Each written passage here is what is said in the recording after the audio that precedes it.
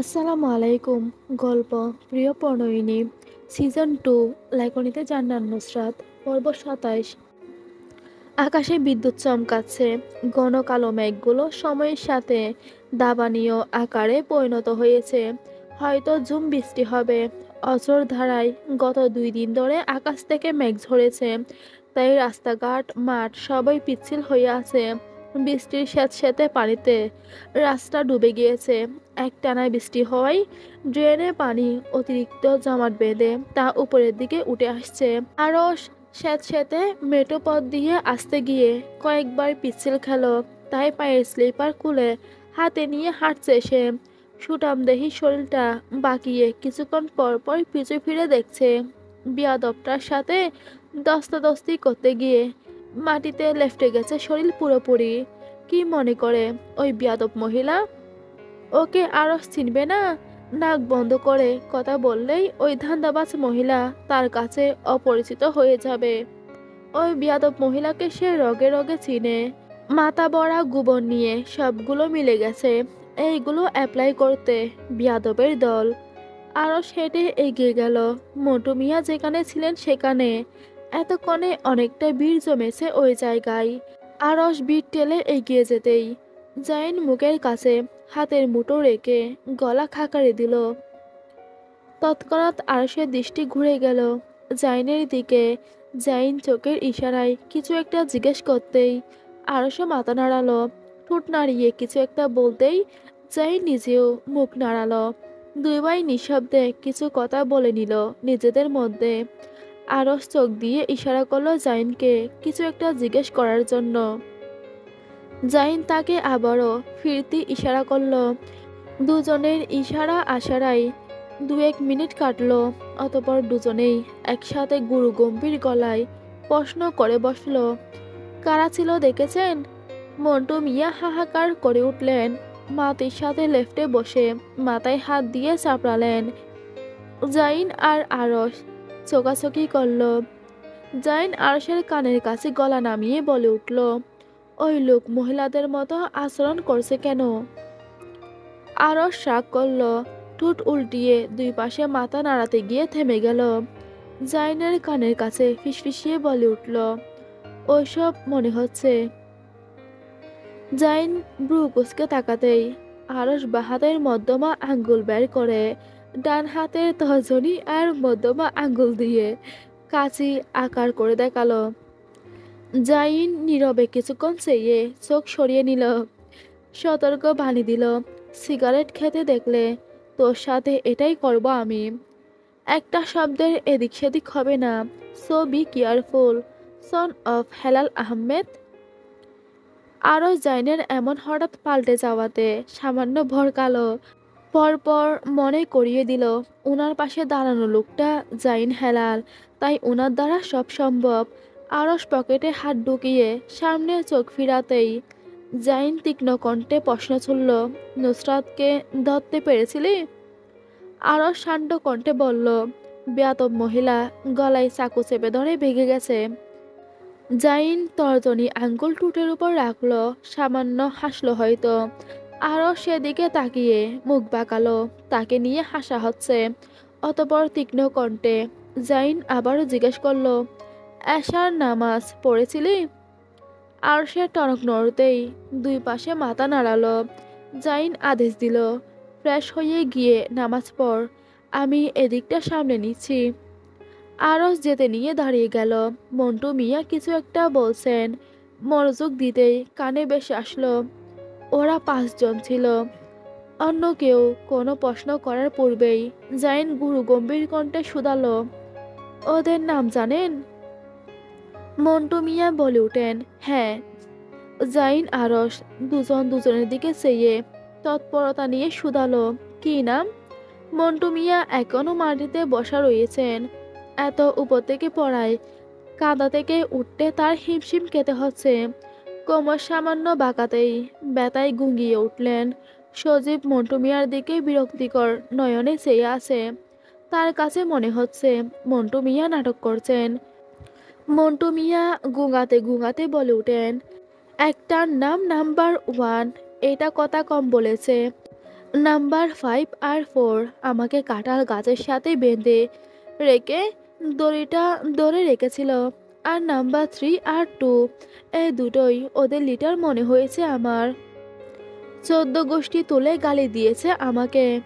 Number 3 তো আমার বংশের প্রদীপ লাথি মেরে নিভিয়ে দিতে চেয়েছিল।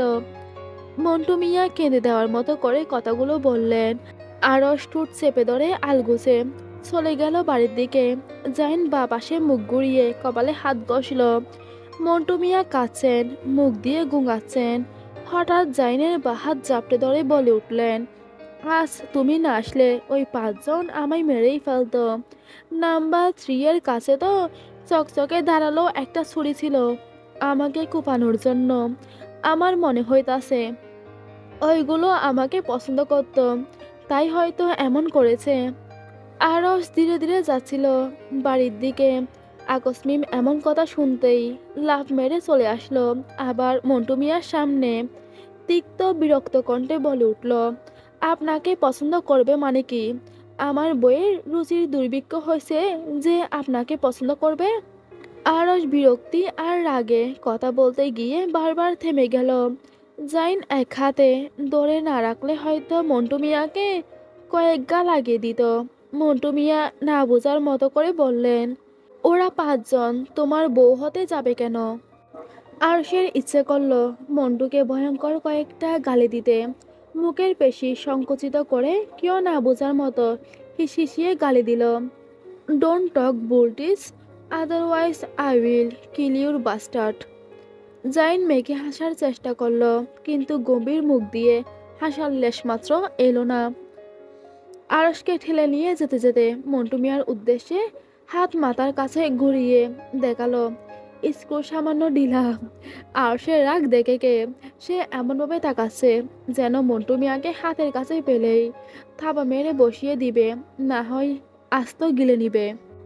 জাইন চোয়াল শক্ত করে আরশকে বলে উঠল, আরশ এখন তুই বাচ্চামি করছিস। লোকটা বললেই কি নুসরাত ওনাকে পছন্দ করবে? আর তুই এমন ভাব করছিস যেন ওকে তুই পছন্দ করিস। বিদেশ থাকতে তো কখনো ওর কথা কানেই নিতি না। এখন কি হয়েছে? এখন এটা বলবি না তুই ওকে পছন্দ করিস, না হলে উল্টো করে বেঁধে পেটাবো। আরশ জাইনের একটা কথাও কানে ঢুকালো না। তীক্ষ্ণ চোখে শুধু দেখে গেল মন্টু মিয়াকে। সৈয়দ বাড়ির প্রাচীর টপকে ভেতরে ঢুকতেই টু ওয়ে অডিও থেকে বেশি এলো নাসমিন বেগমের সতর্ক বাণী, ওখানেই দাঁড়া। নুসরাত পুতুলের মতো দাঁড়িয়ে পড়ল, বিরক্ত হলো মায়ের উপর। এই সময়ও সিসি ক্যামেরা অন করে বসে রয়েছেন কেন ভদ্র মহিলা? এই ঘরে জন্ম নিয়ে পাপ করে নিয়েছে সে, কোনো প্রাইভেসি নাই তার।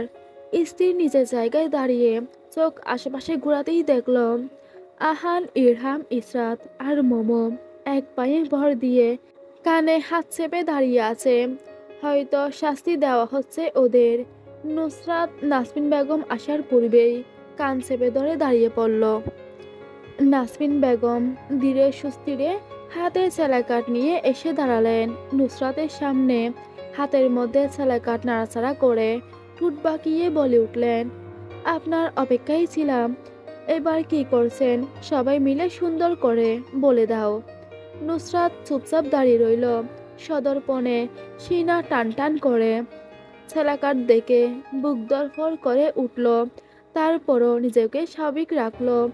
যদি একজনও মুখ খুলে এই ছেলেকাঠ আর যারা লোগো বিশিষ্ট নাসমিন বেগমের স্পেশাল চপ্পল তাদের পিঠে পড়বে, সব থেকে বেশি মার খাবে সে আর ইরহাম। তাই কোনো প্রকার শব্দ না করার জন্য ইসরাত মুখ জিপার টানার মতো আটল। নাসমিন বেগম ছেলেকাঠ হাতে তালুতে ধীর গতিতে মেরে মেরে জেরা করলেন, বলবে না তো? সবাই চুপ করে দাঁড়িয়ে রইল, নিঃশব্দে জারি করলো পিটিয়ে তক্তা করলেও আজ কোনো বাক্য ব্যয় করবে না। প্রথম আঘাতটাই পড়ল নুসরাতের ডান পায়ে, ব্যথায় গা বিষিয়ে উঠল। নিজের জায়গা থেকে সামান্য হেলে গেল দূরে, তবুও চুপচাপ দাঁড়িয়ে রইল। এর পরের বাড়িটা পড়ল ইসরাতের পিঠে, তৃতীয় বাড়িটা পড়ল ইরহামের পায়ে, চতুর্থ বাড়িটা পড়ল আহানের হাতের মধ্যে। সকলেই অভ্যস্ত মার খাওয়ার বিষয়ে, তাই চুপচাপ গিলে নিল মারের জ্বালা। মোমোর সামনে দাঁড়িয়ে নাসরিন বেগম সামান্য ভ্রু উছালেন আলগোছে মেয়েলি মুখ থেকে। উড়ে চুলগুলো সরিয়ে দিলেন আঙ্গুলের স্পর্শে। বলে উঠলেন, আমি একটা সুযোগ দিচ্ছি তোকে, কিছু বলার থাকলে বলে ফেল, মার খাওয়ার হাত থেকে রেহাই পাবি। মোমো সেলা কাঠের দিকে তাকিয়ে টুট চেপে কেঁদে উঠল। নুসরাত বিরক্ত হয়ে শ্বাস ফেলল। ইসরাতের ইচ্ছে করল মোমোর কোমরে লাথি মেরে দূরে ফেলতে। সামান্য এই বিষয় নিয়ে কে কাঁদে, ছাগল কোথাকার। নুসরাত হিসিয়ে গালি দিল, সুধীর ভাইটাকে নিয়ে যাওয়াই ভুল হয়েছে। শালিনা আবার মুখ খুলে দেয়, এই শালি এত কাঁদে কেমনে, নিব্বি কোথাকার। মোমো দুঃখী চোখে সেলাকাটের দিকে চেয়ে রইল। ইরহাম নিশ্চিত হয়ে গেল ও বলে দিবে। নুসরাত তার দিকে তাকাতেই মুখ চৌকা করে ইশারাই বলল, মামা, আজ যদি এই সুধীর বোন কিছু বলে, একে ধরে আমি কি করব আমি নিজেও জানি না। বলেছিলাম এই ছাগলটাকে না নিতে, তুই কুত্তার বাচ্চা নিয়ে গেছিস। এই বোকা সুদাটা দেখিস নির্ঘাত মুখ খুলবে। নুসরাত নিজেও হাজারটা গালি দিল মোমোকে। সবাই শিওর থাকলো এক্ষুনি মুখ খুলবে খবিসটা, সবাইকে ভুল প্রমাণ করে দিয়ে। মোমো উচ্চ শব্দে কেঁদে উঠে বলল, আমি পারবো না বলতে, ওরা আমাকে তাহলে ধোঁকাবাজ মনে করবে। সবাই সবার পানে চেয়ে ঠোঁট উচালো সামান্য বিরক্তিতে। নুসরাত রাগে ফুসফুস করে বলে উঠল, এই শাওয়াডার মুখকেও বন্ধ কর, ভালো লাগে না এসব বালের প্যানপ্যানানি শুনতে। নুসরাত দুই হাত উপরে উঠিয়ে দোয়া করল, ইয়া আমার রব, আপনি যদি আমায় সামান্য ভালোবেসে থাকেন তাহলে এই বান্দিকে আপনার কাছে ডেকে নেন, আর যদি না ভালোবাসেন তাহলে আরো আগে আপনার কাছে উঠিয়ে নেন। নুসরাত কথা শেষ করার পূর্বেই ধূপ করে চালা কাঠের বাড়ি পড়ল তার পিঠে। এরপর আরো একটা, এরপর আরো একটা করে গনে গনে 4টা পড়ল। নুসরাত ব্যথায় কুকিয়ে উঠতেই নাসমিন বেগম ঠোঁটে হাত রেখে বলে উঠলেন, চুপ, একদম চুপ, মুখের বাসা ঠিক না করলে এভাবে পিটিয়ে তক্তা করব, বেয়াদবের বাচ্চা। নুসরাত ইসরাতের দিকে চোখ ফিরিয়ে অভিযোগ করল, এই জল্লাদ মহিলা আমার মা হতেই পারে না। এই মহিলা আরস বেটা আর জাইন বেটার মা, ওদের ভেতর আস্ত ঢুকে যাবে এমন ভান করে, আর আমাকে যেন দুই চোখে দেখতে পারে না। শুধু টাকা আয় করতে দাও, এই বাড়িকে ঠ্যাং দেখিয়ে বের হয়ে যাব। নাসমিন বেগম নুসরাতের পায়ে দুবদাব দুটো বাড়ি বসালেন, কোমরে হাত রেখে ব্যগ্র কণ্ঠে বলে উঠলেন, ঠ্যাং দেখিয়ে বের হওয়ার আগেই ঠ্যাংটাই ভেঙে রেখে দেব, একদম বের হয়ে যাবে, ঠ্যাং দেখিয়ে বের হওয়া। নাসির সাহেব চোখে চশমা পরে উকি মারলেন নিজের বেডরুমের বারান্দা থেকে। রেলিংয়ের সামনে দাঁড়িয়ে শুধালেন, ক্লাস কেমন চলছে আপনাদের? নুসরাত আর ইসরাত একসাথে চিৎকার করে উঠল, আব্বা। নাসির সাহেব গম্ভীর গলায় হু হু করে হেসে উঠলেন। জানালার কাছে দাঁড়িয়ে থেকে বললেন, নাসমিন, ছেড়ে দাও আজকের জন্য, অনেক রাত হয়েছে, আগামীকাল ক্লাস নিবে। নাসমিন বেগম অত্যাধিক শান্ত সুরে বলে উঠলেন, বাড়ির ভেতর থাকতে আপনার ভালো লাগছে না? আপনারও মনে ইচ্ছে জেগেছে নাকি বাহিরে আসার, ওদের মতো লাইন দিয়ে দাঁড়ানোর? হলে বলুন, আমি ব্যবস্থা করে দিচ্ছি। নাসমিন বেগমের কথায় নাসির সাহেব ঠোঁট পাকালেন, মেয়েকে হাসি ঠোঁটে ঝুলিয়ে বলে উঠলেন, ক্যারি অন গাইস, আমি ঘুমাতে যাচ্ছি। এই বয়সে এসে কান ধরে দাঁড়ানোর কোনো ইচ্ছে আমার নেই। নাসির সাহেব দোতলার বারান্দা থেকে হেলে দুলে চলে গেলেন নিজের রুমে। নাসমিন বেগমও বাগানে পাতা চেয়ার টেনে বসলেন, হাতের সেলাকাট এখনো স্থায়ীভাবে নাড়াচাড়া করছেন। কারো পেট থেকে কোনো কথা বের করতে না পেরে কিছুক্ষণ চুপচাপ বসলেন, অতঃপর বললেন, যে যার বাড়ি যাও। ইরহাম মনে করেছিল এবার হয়তো নাসমিন বেগম তাদের প্রতি একটু সদয় হবেন, কিন্তু এই ভদ্র মহিলা আজ মনে হয় কটা পেট থেকে বের করতে না পারলে বাড়িতে ঢুকতে দিবেন না।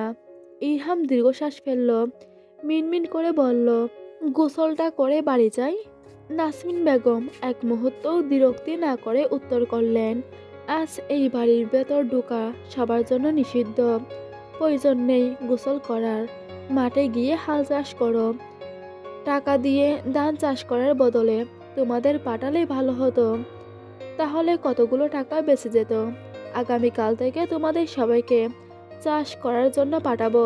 অজাতের বংশধর। আহান দুঃখী মুখে বলে উঠল, একটা কথা রাখো, আমার আম্মুকে জাস্ট কল দিয়ে বলো গেটটা খুলে দিতে। নাসমিন বেগম সামান্য উদয় হলেন আহানের কথায়।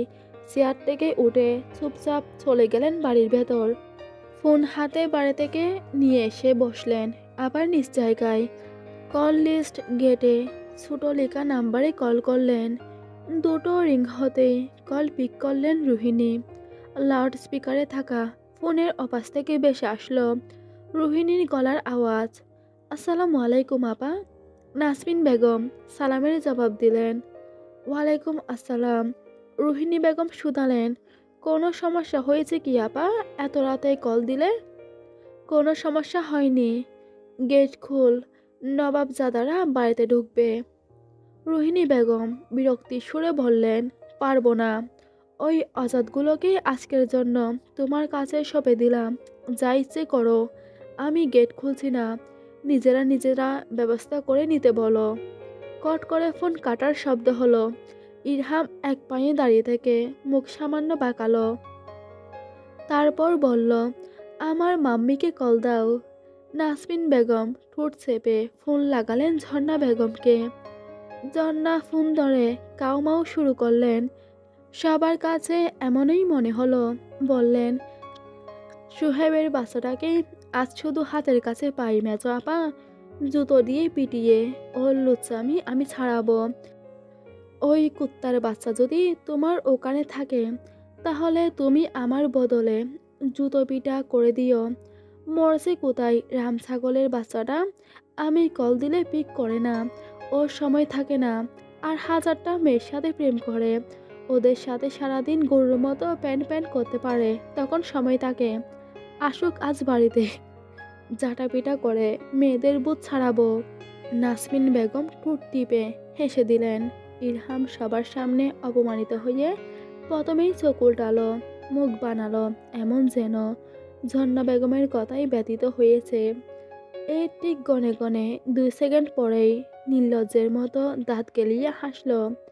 নাসমিন বেগম ফোন রেখে দিয়ে ইরহাম আর আহানের দিকে চেয়ে চেয়ে হাসলেন।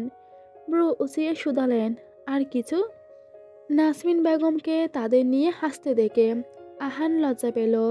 কান থেকে হাত সরিয়ে এক দৌড় দিল গেটের দিকে।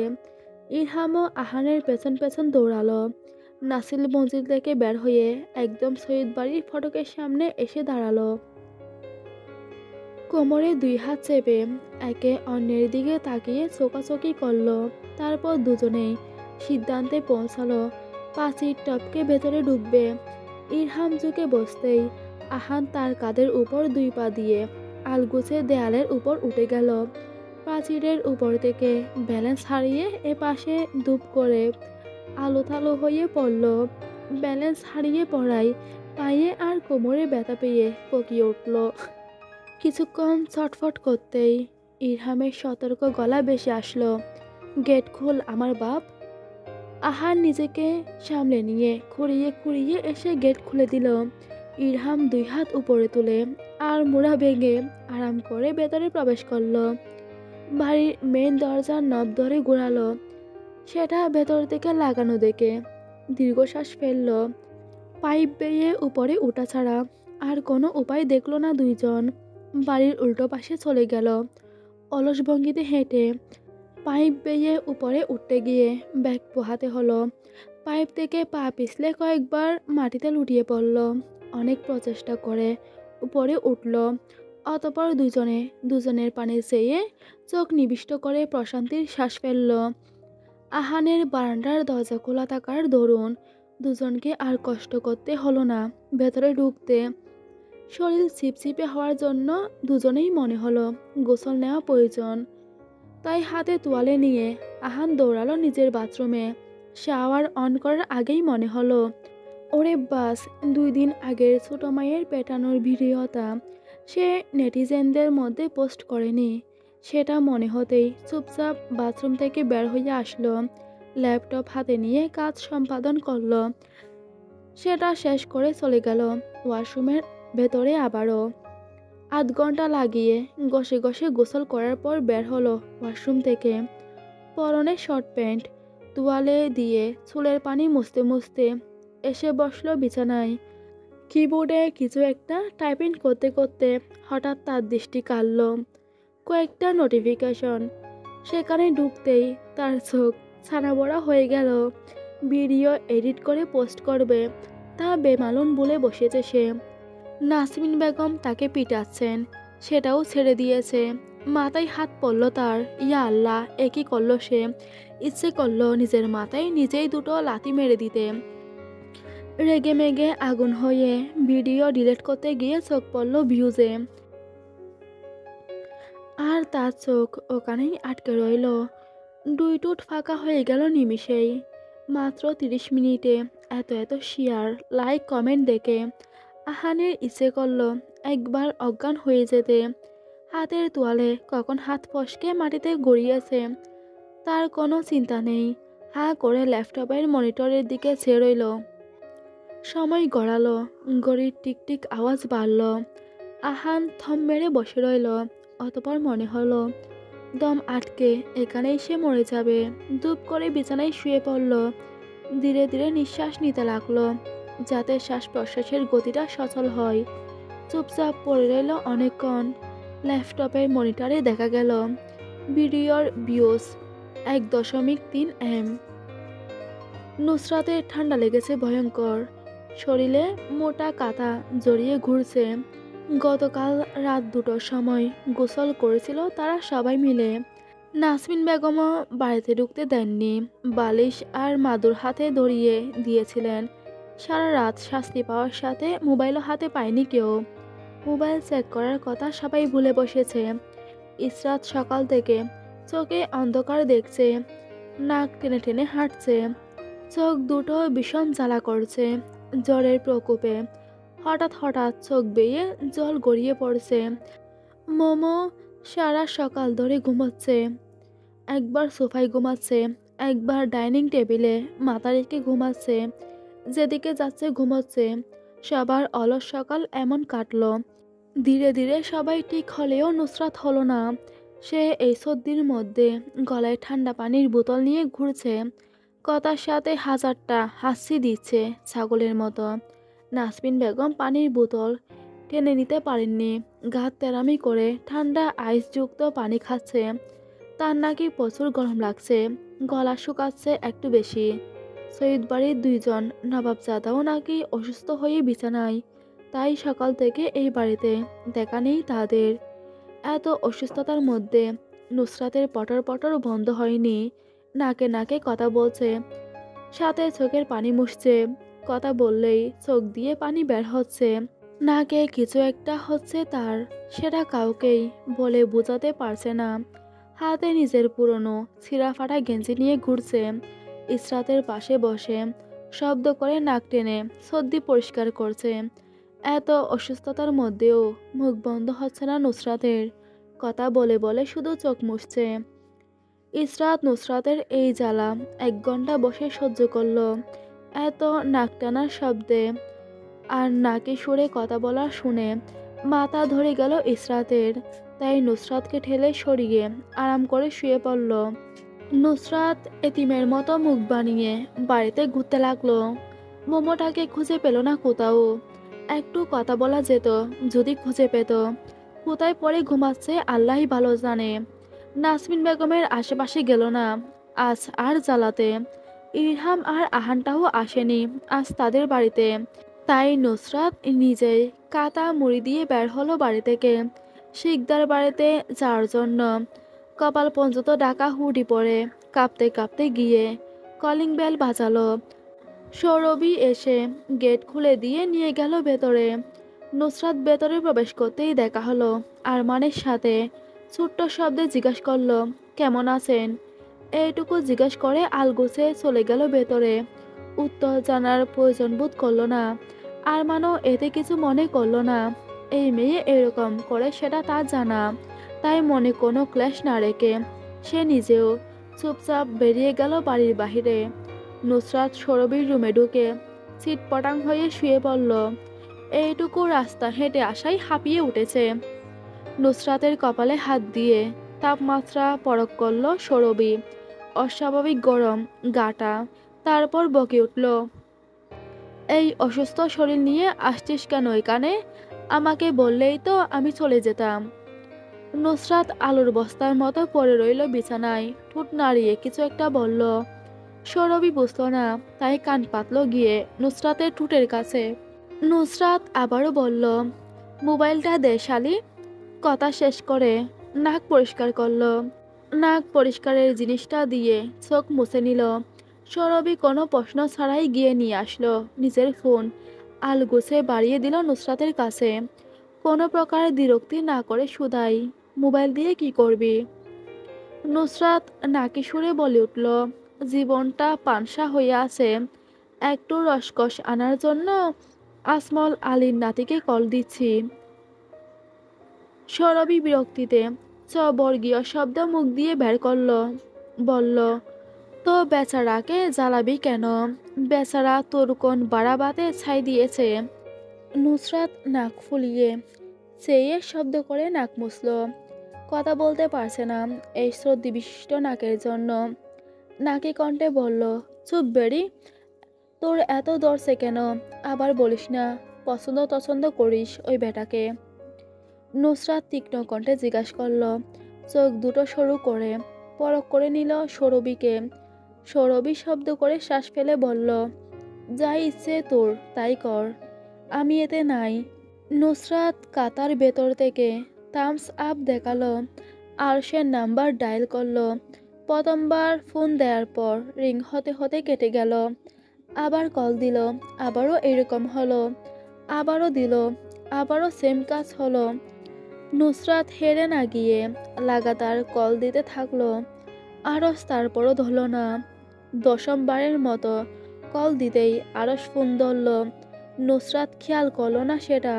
মনে করলো এবারও কাট করে দিবে, তাই আবারও কল দিতে উদ্যত সে। নুসরাতের চিন্তায় বাটা পড়ল শক্ত কণ্ঠের চিৎকারে। ফোনের অপাশ থেকে ভেসে এলো গরু গম্ভীর সুরে কয়েকটা স্লান, যার যার কোথাকার কল পিক করছি না, তারপরও কেন লাগাতার কল দিচ্ছিস?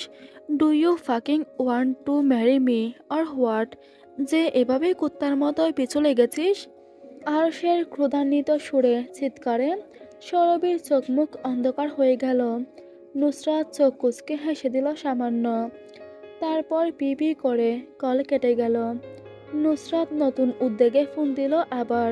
ফোন কানে লাগিয়ে মুখ কুচকে ফেলল। সৌরভীর দিকে অকিপট ঘুরিয়ে বলে উঠল, ব্লক করে দিয়েছে। আর কোনো নাম্বার আছে? সৌরভী বলার পূর্বেই নুসরাত ফোন গেটে অন্য সিম দিয়ে কল লাগালো। প্রথমবার রিং হতেই কল পিক হলো এবার। নুসরাত সামান্য অবাক হলো এতে। তাছাড়া অপাশ থেকে এখনো পর্যন্ত কোনো কুশব্দ আসেনি। নুসরাত নাক ভালো করে কাপড় দিয়ে মুছে নিয়ে নাকি সুরে শুধালো, হ্যালো জানেমান। আরশের শান্ত আওয়াজ ভেসে এলো, হুঁ। নুসরাত থমকালো সামান্য ক্ষণের জন্য। অতপর শুধালো, প্রেম করবেন? আরশ পুরো ঠোঁট নাড়িয়ে গম্ভীর গলায় উত্তর দিল, আপনি হলে আলহামদুলিল্লাহ বলতে দ্বিরুক্তি করব না। প্রেম আর কি জিনিস? নুসরাতের চোখ মুখ দেখার মতো হয়ে গেল। যে কেউই দেখলে বলবে ও কি কোটরের ভেতর থেকে বেরিয়ে আসবে। মোবাইল মিউটে ফেলে সৌরভীর দিকে তাকিয়ে বলল, ভাই কোনো রিয়েক্ট করতেছে না, ফ্লার্টিং চালিয়ে যাব? সৌরভী এবার নড়েচড়ে বসলো, বলে উঠে, স্পিকারে দে। নুসরাত যতক্ষণ পর্যন্ত চুপ ছিল লোকটাও চুপ ছিল। কল আনমিউট করে গলা খাকারি দিল। নাক টেনে বলে উঠল, জানেমান খাবার খেয়েছো? আপনাকে ছাড়া কিভাবে খাবার খাবো জানেমান? তাই আপনার অপেক্ষায় বসে আছি। আপনি এসে মুখে তুলে খাবার খাইয়ে দিবেন, তারপরেই খাবার খাবো।